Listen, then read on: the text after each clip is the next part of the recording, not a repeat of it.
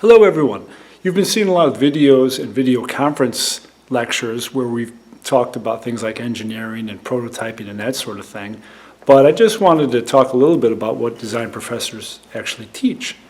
And these are things that aren't so video friendly, I suppose. So things like engineering and ergonomics and kinesiology and 3D design principles and color and these sort of things often are presented with declarative statements. These are factoids that you need to work with, and they're very important, and they're part of that multidisciplinary element of industrial design that we embrace. So it's some of the skill sets you bring in. It's the bottom line that you bring into a creative endeavor. So they're important, and they're sort of video lecture friendly, but really what design professors do is they ask questions and elicit responses and tap into natural curiosity and try to be friendly gatekeepers in a way.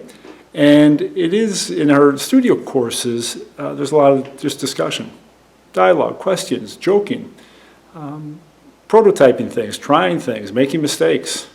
That's really what we do in design education.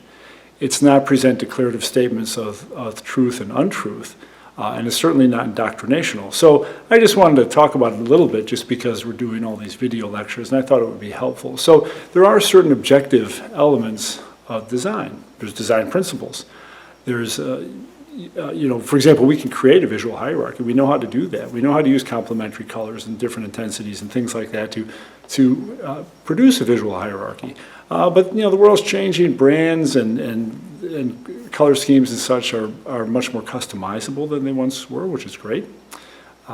We know how to work with all the senses, so we're sensitive to sight, sound, touch, feel, and taste, and also material culture. And some of this, if you look at Rams's 10 Commandments of design, it's sort of the semi-objective foundation where we look at designs being as complete, or he argues that design should be complete in every detail, down to the last detail. And he talks about design should be useful, and the product should do what it looks like it does. It should map itself out well.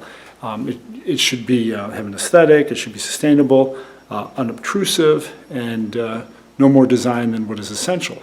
So. With aesthetic, I talk about appeal, which might be different than aesthetic, but whatever you want to call it. There's an attraction humans have for your design. And this is sort of the art of design. And it's not made with declarative statements and videos. It's made with conversation and experimentation and talking to peers, talking to customers, and tapping into the internal abilities that you have and you bring to the table, that wonderful creativity, which you don't get taught per se, you bring to the table. You're told, hey, you're a creative person, let's see what you can do. And let's see what more you can do, and what more you can do, and what more you can do. And did you think about that? What if you do this? And why don't you talk to your neighbor over there and see what he thinks?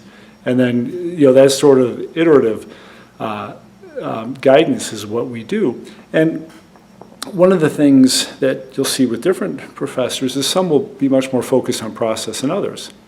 And you may have your own take on that as far as process. So there are processes involved with design. They're old and established, and maybe therefore they have value. But like anything else or a tool, the end result is the product or the system or the experience or whatever you're designing. So math is a tool, just like a shovel. So you use math where you need it. You use engineering where you need it. You use ergonomics. You use your color theory. You use your 3D design concept, 2D design concepts. All this comes into play.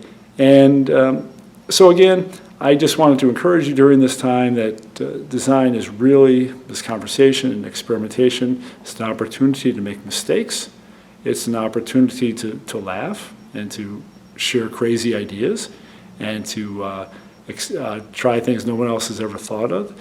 It's a time to surprise people, including yourself.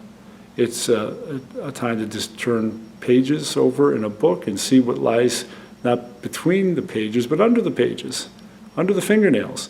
It's late night kiboshing, and it's tapping into these wonderful abilities that you bring in as a human that you can't be necessarily taught.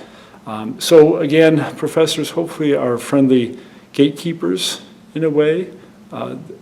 We often will tap into sort of just knowledge because that's easier to present. It's easier to use large convoluted words than it is to come up with great ideas. But design is all about coming up with great ideas. As you see these videos that show you how to bend copper or how to look at radiant heat transfer or whatever, that's not really design. Those are just tools that go into design, and the more tools you have, the better. And as you know, there's a lot of tools to learn that will really make you a productive and useful designer.